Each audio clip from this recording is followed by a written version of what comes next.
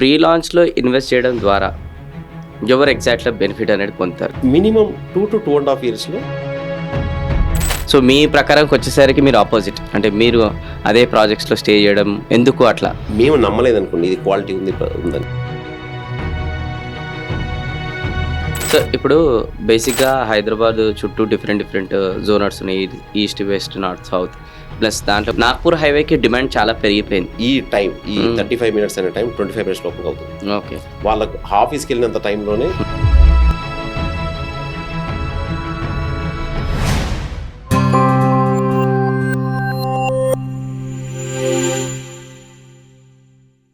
నమస్కారం సార్. నమస్కారం అండి. Thank you for giving opportunity. మీలాంటి వాల్యుబుల్ పర్సన్స్తోని ఇట్లాంటి పాడ్కాస్ట్లు చేస్తే ఇంకా చాలామందికి బెనిఫిట్ అవుతుందని మేము ఇట్లా సిరీస్ స్టార్ట్ చేసాము.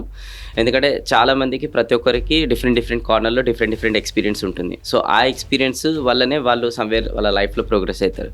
కానీ అలాంటి ఎక్స్పీరియన్స్ని ఇంకా కామన్ పీపుల్కి షేర్ చేస్తే వాళ్ళు కూడా ఆ జర్నీ నుంచి మూవ్ ఆన్ అయ్యి ఇంకా నెక్స్ట్ లెవెల్కి గ్రో అవుతారనే పర్పస్తోనే ఈ పాడ్కాస్ట్ చేయడం జరుగుతుంది సార్. సో అలా ఎవ్రీ టైం డిఫరెంట్ ఎక్స్పర్టైజ్ని మనం పిలిపించి దాని తర్వాత వాళ్ళ ద్వారా ఆడియన్స్కి నాలెడ్జ్ అనేది షేర్ చేస్తున్నాం. ఈరోజు మీరు మా స్టూడియోలో రావడం అనేది మేము అదృష్టంగా ఫీల్ అవుతున్నాం. Thank you for giving opportunity. Thank you sir. చెప్పండి సార్, అంటే రియల్ ఎస్టేట్లో ఏదైతే ఫీల్డ్లో చాలా వరకు మీరు చూసారు కదా మార్కెట్, కాబట్టి ఇది కస్టమర్స్ కూడా కొంచెం ఎక్కువ బెనిఫిట్ అయితే బాగుంటుందని నేను అనిపిస్తుంది సార్ నాకు. ఎందుకంటే చాలామందికి చిన్న థాట్ ప్రాసెస్, ఐడియాలజో లేదంటే కొన్ని మిత్స్ కూడా అనుకోవచ్చు దీంట్లో. స్పెషల్లీ ప్రీ లాంచ్లో ఇన్వెస్ట్ చేయడం ద్వారా ఎవరు ఎగ్జాక్ట్గా బెనిఫిట్ అనేది పొందుతారు? ఎందుకంటే కొంతమంది ప్రీ లాంచ్లో కొనండి అని అంటే ఆ విజన్ చూడరు. చాలామంది ఒక మినిమం ఆఫ్ కన్స్ట్రక్షన్ అయిపోయిన తర్వాత ఓకే కొంతమంది రియలైజ్ అవుతారు, ఇంకా కొంతమంది రెడీ టు ఆక్యుపై అయినప్పుడు అయితే అప్పుడు రియలైజ్ అవుతారు. కానీ ఈ ప్రీ లాంచ్లో కొనడం ద్వారా కస్టమర్స్కి ఏమైనా బెనిఫిట్ ఉంటుందా సార్? మేము అంటే ప్రీ లాంచ్ అనే వర్డ్ కొంచెం ఇప్పుడు దాన్ని డిఫరెంట్గా వాడుతున్నాను. ఓకే, ఏదో పర్మిషన్ రాకుందని అది కాదు. ఓకే, మేము పర్మిషన్ వచ్చి రేరా నంబర్ అన్నీ వచ్చాక we didn't start sales for regular people regular ప్రైస్లో. ఎందుకు అంటే అట్లీస్ట్ మనం కొంత చూపించాలా, పార్క్స్ కావచ్చు, రోడ్స్ కావచ్చు, ఇవన్నీ అయిన తర్వాత లాంచింగ్ ప్రైస్ అది ఉంటుంది. అయితే ఈ మధ్యలో జరిగేది pre launch. Okay, pre launch వాళ్ళకి మా దాంట్లో ఇంతవరకు అయిన దాంట్లో పాత ప్రాజెక్టులు కావచ్చు, ఇప్పుడు కావచ్చు, మినిమం 2 to 2.5 yearsలో డబుల్ ఇన్వెస్ట్మెంట్ అయింది. ఓకే, అది హిస్టరీ. నేను చెప్పి మా కాన్ఫిడెన్స్ కూడా దీన్ని 2 to 2.5 years దాని వాల్యుయేషన్లో డబుల్ అవుతుంది. ఓకే, అది మా హిస్టరీ ఉంది, మా ఎక్స్పెక్టేషన్ కూడా అట్లా ఉంది ఈ ప్రాజెక్ట్లో. ఎందుకంటే ఇప్పుడు ఇంకా సేల్స్ అనేది ఇప్పుడు మార్కెటింగ్ స్టార్ట్ చేస్తాం. ఎందుకంటే అన్ని మినిమం రోడ్స్, అవెన్యూ, ప్లాంటేషన్ అంటే కూడా మేము ఏదో చిన్న మొక్కలు తెచ్చి పెట్టట్లా. ఇది పెద్ద ట్రక్లలో పెద్దవే 15 feet 20 feet ఉన్న పెద్ద చెట్లను తీసుకొచ్చే పెట్టేస్తున్నాం. So that will be in 6 months లోపల అవి మొత్తం గ్రీనరీ లాగా ఉండి పెద్ద ఇక వనం లాగే ఉంటుంది, బిగ్ పార్క్ లాగా ఉంటుంది. ఓకే, ఏదో 5 years వెయిట్ చేయాల్సిన అవసరం లేదు. అండ్ క్వాలిటీ విషయంలో కూడా ఎక్కడ కాంప్రమైజ్ లేదు. What I believe personal is, ఒక పర్సన్ ఒక ఇల్లు కొంటున్నాడంటే they are investing lot of time to earn that money. 10 years కావచ్చు, 15 years కావచ్చు. టిపికల్గా వాళ్ళ 10 years టైంని, మన లైఫ్ టైంని మనకి ఇస్తున్నారు. ఒక 1 crore 2 crores పెట్టి ఒకటి కొన్నారనుకో. So we have to respect they are trusting you, they are giving 10 years earning savings into your venture. So we take care of that. We always మా స్టాఫ్తో కానీ అందరితో కూడా నేను చెప్పేది ఒకటి, వాళ్ళ లైక్ కెరియర్లో ఒక 25 years పనిచేస్తుంటే 40% టైం ఇచ్చి మన చేతిలో పెట్టి మనం నమ్మిచ్చారు. Correct. We have to respect them. ప్రతి స్టేజ్లో కూడా ఏది చెకింగ్ పాయింట్స్ ఉంటాయి. ఇప్పుడు సింపుల్ ఎగ్జాంపుల్, స్లాబ్ వేసారనుకోండి, క్యూరింగ్ విషయంలో కూడా ఏ టైంలో క్యూరింగ్ చేశారనేది కూడా రికార్డ్ జరుగుతుంది. మళ్ళీ దానికి వెరిఫికేషన్ ఉంటుంది. ఓకే, ప్రతిదీ సిమెంట్ మనకు RMC వచ్చినా కూడా ప్రతి స్లాబ్ కూడా బ్లాక్స్ ద్వారా తీసి చెకింగ్ చేస్తారు. మళ్ళీ 7 days దాన్ని వాటర్లు పెట్టి దానికి మెజర్మెంట్స్ ఉంటాయి. 1 month 20 days తర్వాత ఉంటుంది. ఇందులో తేడా వస్తే RMC వాళ్ళకి పెనాల్టీ వేస్తారు. అది బయట నుంచి వచ్చిన సిమెంట్, కాంక్రీట్ వాళ్ళు ఆ జాగ్రత్త కూడా తీసుకుంటారు. అట్లాంటివి మార్చేసినవి కూడా ఉన్నాయి. అట్లాంటి తేడా ఉంటాయి. అట్లా మళ్ళీ టైల్స్ కానీ ఏది కానీ ప్రతి దాని లేయింగ్ కానీ అన్నిట్లో క్వాలిటీ చూస్తుంటాం. ప్రతి దాంట్లో అన్ని కూడా మ్యాక్సిమం మంచి బ్రాండ్స్ ఇచ్చేసి ఎకనామికల్ ప్రైసింగ్లో పెడుతుంటాం. మా ప్రైసింగ్ అంటే నేను మీ ఎగ్జిస్టింగ్ ప్రాజెక్ట్స్ కూడా కొన్ని చూసినాను సార్. అపార్ట్మెంట్స్ అయితే చాలా ఎక్సలెంట్ స్టాండర్డ్స్ కట్టారు. అంటే ఏదో చెప్పాలని కాదని, అంటే నేను పర్సనల్గా కొన్ని కొనడానికి లాస్ట్ 2-3 months బిఫోర్ నేను వెళ్ళాను. కొన్ని అయితే బుకింగ్ చేసి క్యాన్సిల్ కూడా చేసిన అనమాట. అంటే compare to high raise, compare to వాళ్ళ క్వాలిటీ ప్రీమియం ఏదైతే బ్రాండింగ్ జరుగుతుందో, మీది బ్రాండింగ్ కూడా ఇంకేం లేకుండా అక్కడికి వస్తే ఆ క్వాలిటీ మాట్లాడింది సార్. బ్రాండ్ మాట్లాడలేదు, క్వాలిటీ మాట్లాడింది ఎక్కువ. Thank you. అంటే స్పెషల్లీ ఆ కారిడోర్స్ కావచ్చు, ప్రతిదీ కూడా అంత స్పేషియస్గా మీరు ఇచ్చారు. అండ్ చాలా అంటే చాలా సాటిస్ఫాక్షన్ అనేది కలిగింది అనమాట అక్కడికి వచ్చినప్పుడు నాకు. అంటే అంత క్వాలిటీ కట్టాలని ఎందుకు అనిపించింది మీకు జనరల్గా ఎవరికైనా? ఇందాక చెప్పినట్లే ఒక పర్సన్ మన దగ్గరకు వచ్చి ఒక ఇల్లు కొంటున్నా అంటే 10 years టైం ఇస్తున్నాడు. 10 years 15 years టిపికల్గా. ఏదో ఊళ్ళోంచి ప్రాపర్టీ అమ్మి ఇక్కడ కొనడం వేరు. టిపికల్గా జరిగేది ఇదే. అంతా ఉన్నదానికి ప్రతి దగ్గర క్వాలిటీ తీసుకోవాలి. మళ్ళీ ఇప్పుడు మా అపార్ట్మెంట్లో అనుకోండి, మామూలు అపార్ట్మెంట్లో డోర్స్ చూడండి, మీకు తెలుస్తుంది. అదే సింపుల్, వెరీ ఎక్స్పెన్సివ్ డోర్స్ అది ఉంటాయి. ప్రతి విండో దగ్గర కూడా మేము పెట్టేది ఉందనుకో, ఆ బ్రాండ్ చూడండి. కింద మళ్ళీ గ్రెనైట్ వేయడం కానీ, నీట్గా ఉండడం కానీ, ప్రతి దగ్గర మేము చూసేది.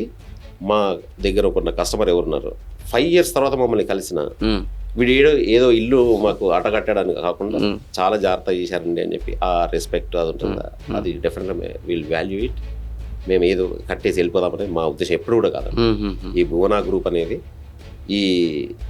అది స్టార్ట్ అయ్యి జస్ట్ 4+ years, 5th year ఇది.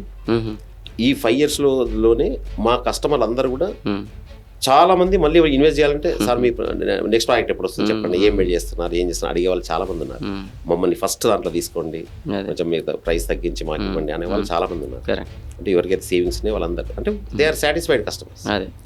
అట్లా అని చెప్పి 2 విషయాలు, ఒకటి అదే the terms of quality and pricing also and appreciation. మెయిన్గా ఎక్కడైతే మీరు ప్రాజెక్ట్ చేశారో అప్రిసియేషన్ కూడా చాలా బాగుంది. అందుకోసమే ఈరోజు కొంచెం మీ ట్రాక్ రికార్డ్ వగైరా అన్నీ చెక్ చేస్తే కస్టమర్స్ ఏదైతే న్యూ ప్రాజెక్ట్లో సేల్స్లో ఏదైతే ఉంటుందో ఒక 30 to 40%, మ్యాక్సిమం 50% మీ ఎగ్జిస్టింగ్ నుంచే ఉన్నాయి.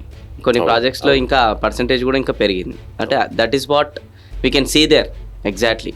అంటే మీరు ఎగ్జిస్టింగ్ ట్రాక్ రికార్డ్ ఎంత బాగా మెయింటైన్ చేస్తున్నారు. రైట్. సో ఇప్పుడు బేసిక్గా చాలా మీరు ఇప్పుడు ప్రాజెక్ట్స్ చేశారు కదా సార్, అండ్ ఎస్పెషల్లీ ఈ ప్రాజెక్ట్స్ చేసినప్పుడు చాలా మటుకు ఏంటంటే కస్టమర్స్కి హ్యాండ్ ఓవర్ చేసేసి దాని తర్వాత ఎవరైతే మెయిన్ ఓనర్స్ ఉంటారో వాళ్ళు అనేది ఇంకా వేరే వాళ్ళు కట్టిన లగ్జరియస్ కమిటీలో ఉంటారు. సో మీ ప్రకారంకి వచ్చేసరికి మీరు ఆపోజిట్, అంటే మీరు అదే ప్రాజెక్ట్స్లో స్టే చేయడం ఎందుకు అట్లా? ఒకటేనండి వేణు గారు, మేము కట్టిన ప్రాజెక్ట్ని మేము నమ్మలేదనుకోండి ఇది క్వాలిటీ ఉందని కస్టమర్లను నేను కన్విన్స్ చేయలేదు. నేనైనా మా పార్ట్నర్స్ అయినా, గ్రూప్ పార్ట్నర్స్ అయినా మేము కట్టిన దాంట్లోనే ఉన్నాం. ఓకే. ఎప్పుడైతే ఉండడానికి అందులో ఉన్నామన్నప్పుడు ఎవరికైనా ఏదైనా ప్రాబ్లం వచ్చినప్పుడు they don't need to call, మనం మిస్ కాల్ అది కాదు, డైరెక్ట్ డోర్కి వచ్చి నాక్ చేసి క్వశ్చన్ అడగచ్చు. అంటే వీఆర్ కాన్ఫిడెంట్ మనం కట్టిన దాంట్లో మిస్టేక్స్ ఉన్నాయంటే ఏదైనా చిన్న మిస్టేక్ ఉండొచ్చు, but still we rectify that. అయిపోయింది ప్రాజెక్ట్ అయిపోయింది, 2 years అయింది, ఒకరు వచ్చారు, సార్ ఇక్కడ ఏదో ఒక చిన్న ప్రాబ్లం కనబడుతుంది, దాన్ని మేము మళ్ళీ కరెక్ట్ చేస్తాం, నో చార్జెస్. అట్లాగని అంటే ఆ కాన్ఫిడెన్స్ మాకు ఉంది కనుక మేము ప్రతి దగ్గర జాగ్రత్త తీసుకున్నాం, ప్రతి దగ్గర క్వాలిటీ మెయింటైన్ చేసాం కనుక మా కాన్ఫిడెన్స్ అంతా కూడా ఆ నమ్మకం మా మీద మాకు నమ్మకంతో మా పార్ట్నర్స్ అందులో ఉంటున్నారు, మేము కూడా మేము కట్టిన దాంట్లోనే ఉంటున్నాం. అట్లా రైట్. సో ఇప్పుడు బేసిక్గా హైదరాబాద్ చుట్టూ డిఫరెంట్ జోనర్స్ ఉన్నాయి, east, west, north, south. Plus దాంట్లో కూడా మనం చూసుకున్నట్టయితే లైక్ ఒక బెంగళూరు హైవే, ఓకే, మళ్ళీ ఈ మన Srisailam highway, Vijayawada highway, Warangal highway. ఇప్పుడు మన కోంపల్లికి వచ్చేసరికి ఇది నాగ్పూర్ హైవే కదా సార్, నాగ్పూర్ హైవే.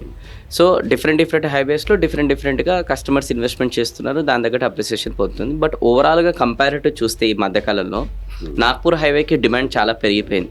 ఈ మధ్య ఐటీ పార్క్ వచ్చింది, కన్స్ట్రక్షన్ అవుతుంది.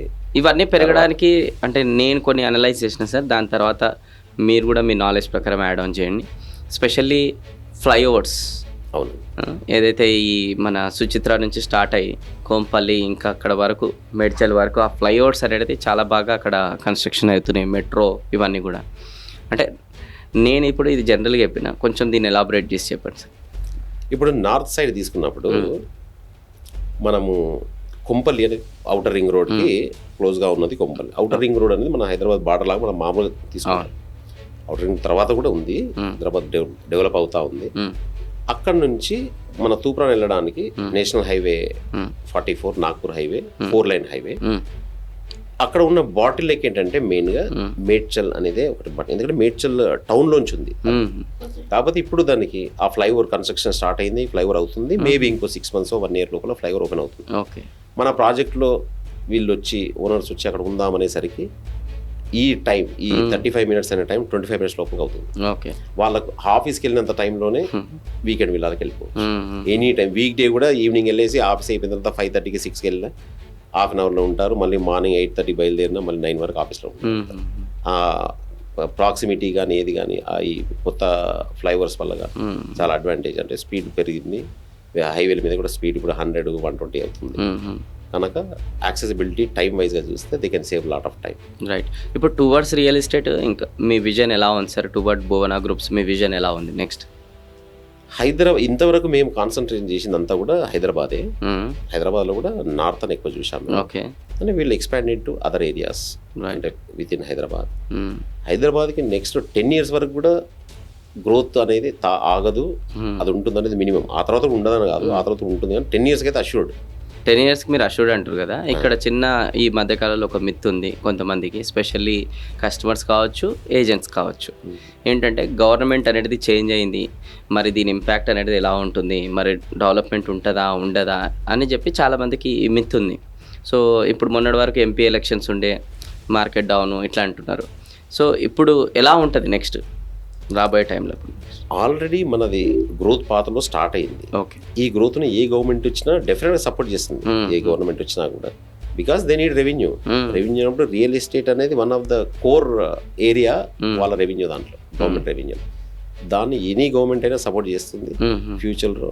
ఎందుకంటే ఇప్పుడు ఈ కొత్త గవర్నమెంట్ వచ్చిన దాంట్లో కూడా మన ముఖ్యమంత్రి గారు రేవంత్ రెడ్డి గారు కూడా he's from also real estate. తనకు తెలుసు రియల్ ఎస్టేట్ ఫ్యూచర్ అనేది, తనకు ఐడియా ఉంది. డెఫినెట్ ఆ గవర్నమెంట్ కూడా డెవలప్మెంట్కి ప్రోగ్రెస్ ఉంటుంది. కొత్త కొత్త ప్లాన్స్ కూడా వాళ్ళు ఇస్తున్నారు, ఏది ఫార్మాసిటీ దగ్గర ఇంకేదో అని అట్లా అని హైదరాబాద్ డెవలప్మెంట్కి. అనగా డెవలప్మెంట్కి ప్రాబ్లం. ఓకే. ఇప్పుడు ఈ హై రైస్ కల్చర్ కూడా మార్కెట్లో చాలానే బాగుంది. సో ఈ హై రైస్ కల్చర్ పట్ల మీ ఒపీనియన్ ఏంటి? ఎప్పుడైతే ల్యాండ్ వాల్యూస్ రీచబుల్ కాకుండా పైకి వెళ్తాయో